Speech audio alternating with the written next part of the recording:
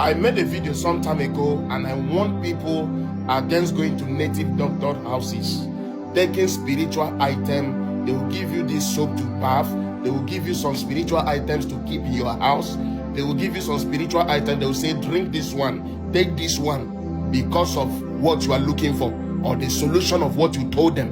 And I want people in that video, never you collect spiritual item, be it prayer houses, whatever they call it. Now let me tell you this, some of you that are doing this costly mistake, some of you, your parents, while they were at your age, they did that same mistake. While they were at your age, some of them went and collected idols. They collected charms and they buried it in your houses.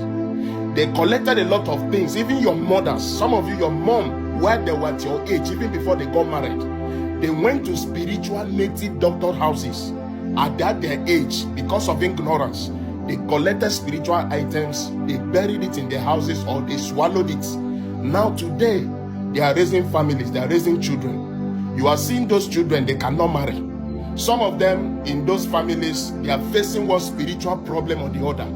Some of the daughters are well educated. They are okay, but they cannot get married. Some of their sons will have money, but they cannot make out meaningful things out of those money. Now listen to me. One of the most costliest mistake or the most dangerous thing to do is to become a tenant to the devil. When the devil gives you an apartment, you become a tenant forever in the spiritual realm. Are you hearing what I'm saying? Some of you will say there is nothing God cannot do. What God cannot do does not exist. There are many things God can never do and God cannot do. Number one is covenants. God is the respecter of covenants. Whatever a man sow, that he shall reap. You can never mock your creator. Are you hearing what I'm saying? So you that is involving diabolism with the enemy, and you are thinking tomorrow God will deliver you, or you run to one church like that, it doesn't happen that way. Even your parents, that is why they love church. They are going to church till today. Some of you are not yet delivered. I'm going to give you the solution on what to do. If you know you are listening to me, somehow, somewhere, you went and collected an item from a native doctor. They told you use this soap and bath because you want to get money. They told you use this medicine, this magic medicine, use it on your body. Bury this in your house because of your greediness or what you are looking for or what you want to achieve in your life. If you know you have once collected an item, a spiritual item from any native doctor, do this spiritual exercise. Do this thing I'm about to tell you to get delivered. I don't want your generation, the children that will come after you, to suffer the same thing you are suffering from your parents. I want those children that will come out of you to be free and live a free life. Are you hearing what I'm saying? If you know you have done this thing before, you're going to go to the market, buy a salt. You're going to buy 3 packs of salt. You buy 3 alligator pepper and you buy 3 bitterkola. I just need bitterkola, 3 pieces.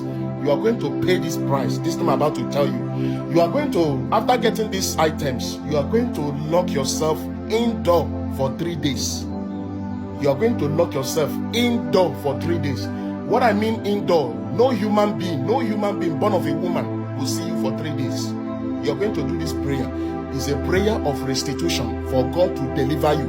Whatever that thing you did with that diabolical man called native doctor, whatever consequences it might have impended in your future or your born children, you are going to do this prayer for God to deliver you.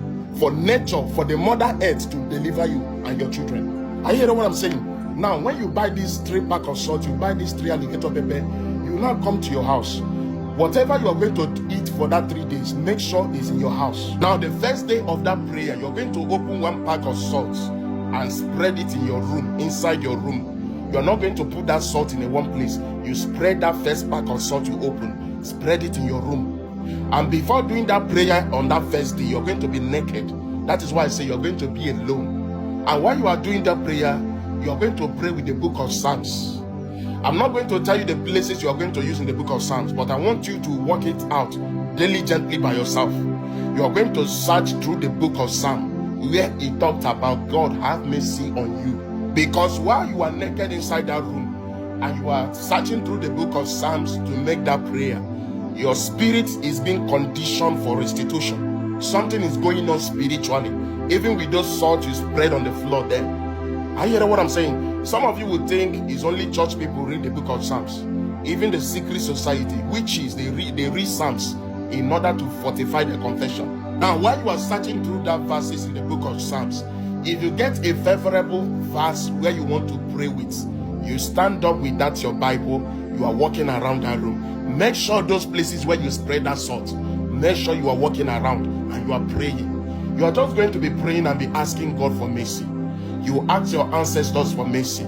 You ask nature, the universe, to forgive you. Whatever diabolical movement you have involved with your life, you are going to ask God for mercy. You are going to do that prayer maybe 30 minutes. You go to sleep. If you wake up again, you do that prayer 30 minutes. You can sleep. You do that prayer. Anything that makes you wake up, apart from say you are sleeping inside that room, just be praying every 30 minutes. If you wake up, you pray 30 minutes. You can go to sleep. And be very careful of the dreams that are coming to you. Any dream that comes to you, you record it with voice note. You can use your phone, you record it. You are going to do this thing the first day, the second day. Remember the salt and the alligator pepper you spread on that floor. After the first day, you sweep it out. You can keep it somewhere. If you are someone that is living together with your toilet, you can put it inside the toilet. The second day, you put the second pack of salt on the floor and do the same thing. After the second day prayer, you sweep it. You can put it inside the toilet. If you don't have toilet close to you, you can be just keeping it beside. You just sweep it, tie it with something. You keep it beside your house. You do the same thing the third day. Now the third day, after doing the same prayer, you gather those salts, you sweep it out. Now you go outside your house. You take a handful of sand. Go and put inside the bucket and take your shower. Are you hearing what I'm saying? You go outside, take a handful of sand, you put it inside the bucket and take your shower. That is the third day. Spiritual things will always look stupid, but this thing I'm telling you, there has been a lot of testimonies, a lot of people testifying what happened to them, what happened in their life after doing this spiritual exercise.